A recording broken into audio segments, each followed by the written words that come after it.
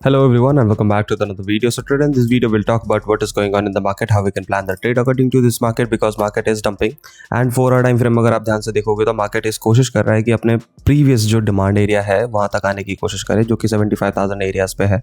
तो अगर 75,000 एरियाज पे मार्केट आकर रुकता है तो फिर हमारे पास एक अपॉर्चुनिटी बनेगी लॉन्ग साइड ट्रेड करने की। अभी के टाइम फ्रेम में क्या है, अभी के टाइम फ्रेम में कोशिश कर रहा है मार्केट पंप करने की बट कर नहीं पा रहा है। अब कल रात को भी यही डिस्कस किया गया था कि at the end of the day चाहे कितनी कोशिश कर लो मार्केट चाहे कितना ही पंप हो जाए, at the end of the day उसको जाना नीचे ही है।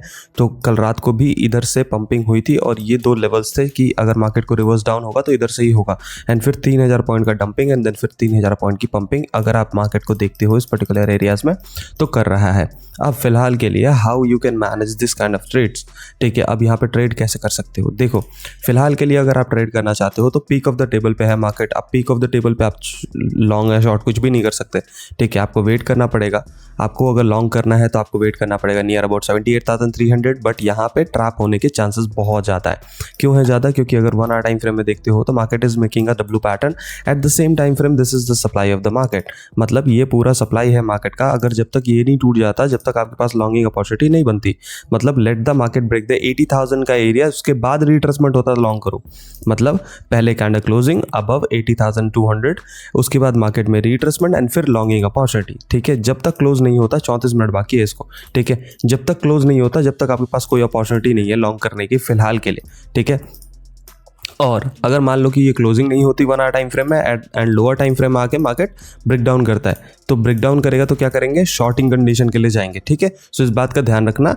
एंड इथेरियम की अगर बात करो तो Ethereum is bottom of the table भाई 1865, डिसअपॉइंटमेंट एज फक, ठीक है। हायर टाइम फ्रेम में, डेली टाइम फ्रेम में उसने कैंडल भी क्लोज करा है अपने प्रीवियस डिमांड एरियाज के नीचे, तो भाई इसका कुछ नहीं कहा जा सकता, ठीक है। अभी अगर मैं कह दूं कि यहाँ से रिवर्सल करेगा और मार्केट ना करे तो गाली मत दे देना मुझे, क्योंकि रिवर्सल के चांसेस है ही नहीं इसके, ठीक है। इसके तो रिजेक्शन के चांसेस है। 1936 से रिजेक्शन लेके all the way down to 1500।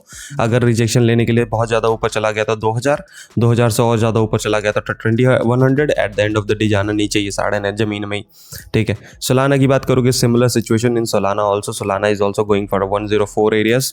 अभी तो उसने हंट कर दिया 111 के आसपास का एरिया, 104 भी हंट करना है उसको, ठीक है। गोल्डी की बात कर लेते हैं। गोल्डी की अगर बात करोगे तो गोल्डी परफेक्टली अपने डिमांड एरिया से पंपिंग करने की कोशिश कर रहा है। That's very good thing, very good sign फिलहाल के लिए। एंड अभी अगर आप इसमें ट्रेड लेना चाहते हो, मैं हाईली रिकमेंड करूंगा कि आप जब तक ये ट्रेंड लाइन ब्रेकआउट नहीं हो जाता, जब तक आपको इसमें इंटरेस्टेड नहीं रहना चाहिए लॉन्ग में, ठीक है। तो let the market break the trend lines, पहले ट्रेंड लाइन तोड़ने दो, उसके बाद ये सप्लाई तोड़ने दो, उसके बाद लॉन्गिंग अपॉर्चुनिटी आपके पास बेहतर बनेगी, ऐसा कुछ। तो इसके ऊपर करो लॉन्ग साइड ट्रेड, ज़्यादा बेहतर होगा 2906 के आसपास के एरियाज़ पे।